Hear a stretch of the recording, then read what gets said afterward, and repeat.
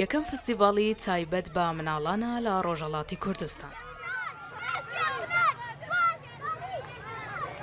دایک و باوک و مناڵان لە نێو شارەوە بە ڕێپێوان بەرەو پارکی شانۆی شارەکە دەچن تاوەکو فستیڤاڵی پەلکە زێڕینە دەست پێ بکەن.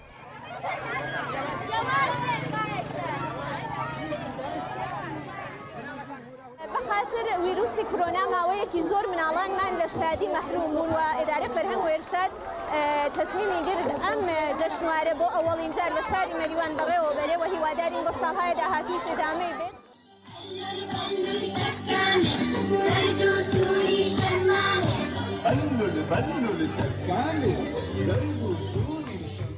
یەکەمین فستیڤاڵی مناڵان لە مەریوان بە هاوکاری دام و دەستگا حکومەکان و ڕێکخراو و دامەزراو مەدەنیەکان بەڕێوە دەچێت. ئامانجیان لە ڕێخستنی پەرەپێدانی پەیوەندی کۆمەڵایەتیە لە نێوان منداڵان و دوورخستنەوەیانە لە کەشی ماڵەوە.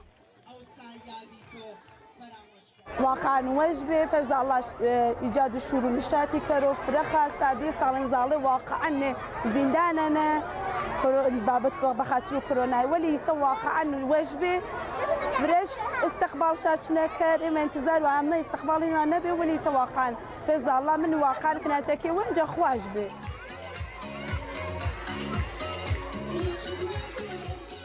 بەسەتان منداڵ لەو فستیڤاڵەدا بەشدار بوون.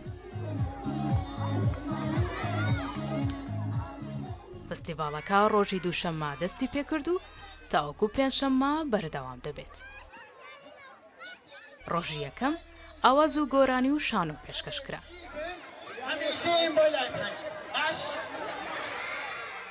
لا ڕۆژی دووەم کێبڕکەی نیگارکێشی بە نێوەڕۆکی ژینگە پارێزی لە سەر دیواری نێو شار، ڕۆژی سێەم جەژنی کۆلارەکان و ڕۆژی چوارەمیش ڕێوڕەسمی کۆتایی هاتن و دابەشکردنی خەڵات بەسەر سەرکەوتوان بەڕێوە دەچێت.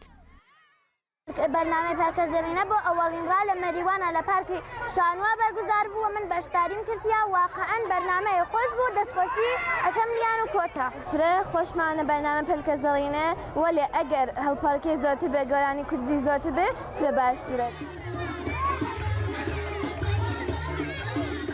مەریوان لە شانۆی سەرشەقامدا دەستێکی باڵای هەیە بە پایتەختی ئەو بەشەی شانۆ ناسراوە، بەڵام شانۆکارانی شارەکە پێشتر زۆر گرنگیان بە بابەتەکانی پەیوەندیدار بە منداڵان نەدەدا. ئەو فستیڤاڵە ئەوانیشی هاندا زیاتر گرنگی بە منداڵان بدەن.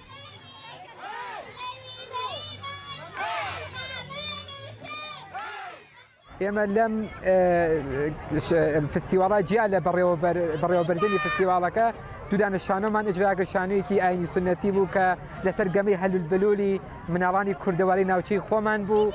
دوایەوە شانوویەکی ترمان کرد بە ناو کایەکایە کە لەسەر نەقد لەسەر فەزای مەجازی کە دایکان و باوکانە بێ هاودەمێکی باش بۆ مناڵەکانیان.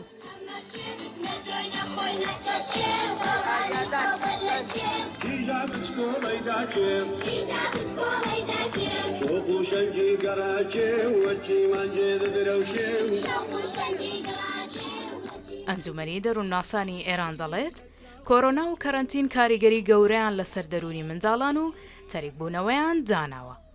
ئەم جۆرە فستیڤاڵانە هەوڵێکی بە کۆمەڵن بۆ ڕەواندنەوەی کاریگەریە مەترسیدارەکانی ئەم دۆخە.